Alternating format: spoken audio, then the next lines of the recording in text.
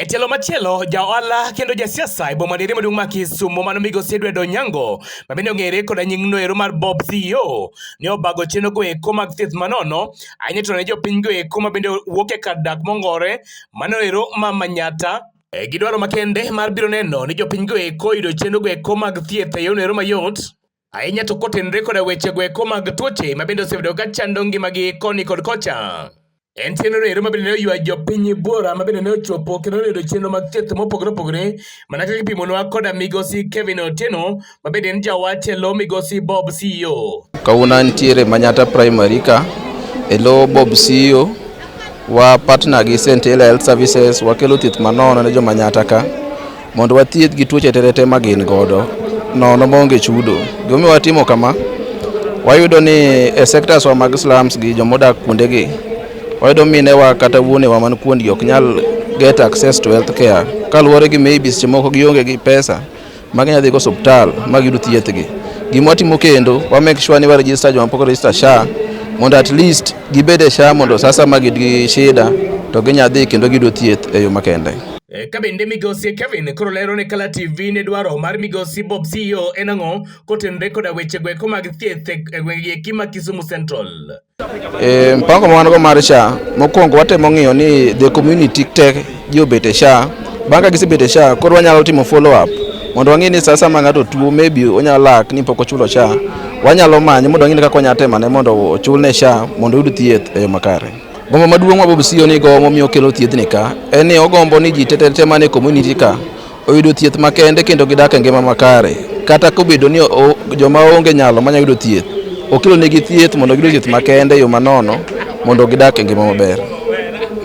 Gin thieth go eko ma migosi Bob CEO koro ne chwalo e tich achiel koda od thieth moro mok mar piny owacho mano Chenro Healthcare Services ma bende yudore e boma maduong' ma Kisumo mana kaka ipimonwa koda Mikae Masi Muhati ma bende en achiel kuom apisa e od thieth no ero ma bende yudore e boma ma Kisumo.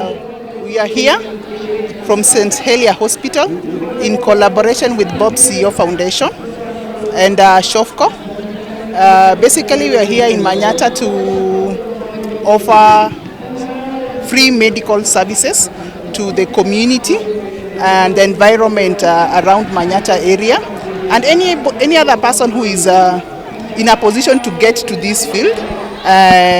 We are offering we have free consultation, we have dental services, we do have a blood drive which will kick off around midday today.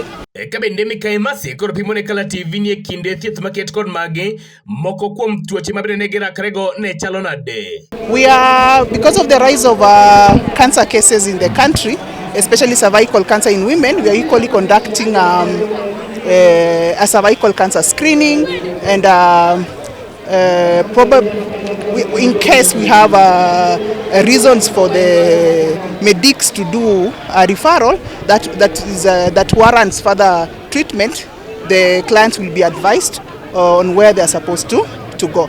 And as I had said, we equally have dental services that are available at site. Chenro mar thieth maket kod maendi ma bende nochwal koda Edward Onyango kata Bob CEO nowe kamor kod ilo mino lela wang' jodak go eko ma Manyatta ka bende ne gigo erokamano malich mokalo kotenre koda chenro maket kod maendi. Zaina Wangoi kanyakla koda Faith Anyango gin moko kuom jopiny ma bende ne yudo thieth e chenro maket kod magi. Adwoko erokamano maduong' kuom Bob CEO kuom thieth mokelonwa kae. Othiedha nono, ayudo yedhe te, adwoko erokamano. Adwoko ne nyaka senator wa about mpira mokelonwa e pap kae. Nimeshukuru sana Bob CEO. Amenisaidia sana. Nimepata family planning ya bure of which sikuweza kumanage, hiyo 500 sikuwa nayo. Amenisaidia, nimewekewa kwa bure. Mtoto wangu pia alikuwa mgonjwa, sikuwa na pesa ya kwenda hosi, ndio hayo madawa. Amenisaidia sana. En chenro no ero ma bende migosi Bob CEO singo mar biro chwalo kendo dhigo nyime e Kisumu Central duto mangima ma biro neno ni jopiny obedo koda weche go eko mag thieth e yo makare. Ne Kala TV kuok e skul primary ma Manyatta e Kisumu County, an Justus Adoyo.